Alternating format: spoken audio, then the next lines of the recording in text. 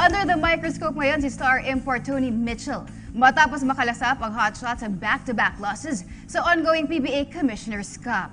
Sa kabila nito ay handa pa din si head coach Chito Victolero na bigyan ng tsansa ang kanyang embattled import. May report si Dennis Principe. Ngayon nakalasap sila ng back-to-back losses, panahon na para itaas ni star import Tony Mitchell ang antas ng kanyang laro ngayon ongoing PBA Commissioner's Cup.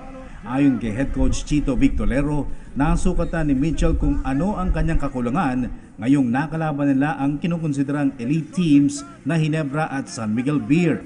Matapos ang 4-0 start, laglag ang Star sa Ginebra 130-98 noong nakarang linggo sa MOA Arena, habang 103-97 ang final tally ng losing effort ng Star kontra Beermen kagabi sa Smart Araneta Coliseum.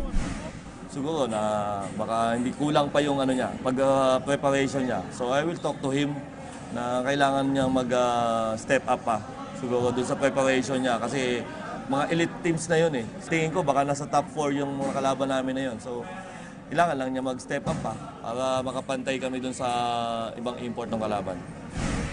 Talo man sila sa San Miguel, kontento pa din si Victolero sa kanilang effort kahit na ilan sa kanyang mga key players ay nakararanas ng injury.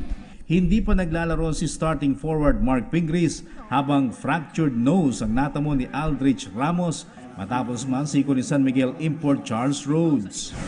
Positive naman kasi maganda yung nilaro namin. Maganda rin yung game plan, maganda yung game plan namin. But yun nga lang, hindi namin na-finish. Kailangan lang namin talaga i-focus yung next game namin. So tapos na to eh. Tapos na yung Ginebra, tapos na yung San Miguel. So kailangan namin manalo lang sa Blackwater next Saturday. Kailangan namin mag-focus doon, mag-double hard sa practice.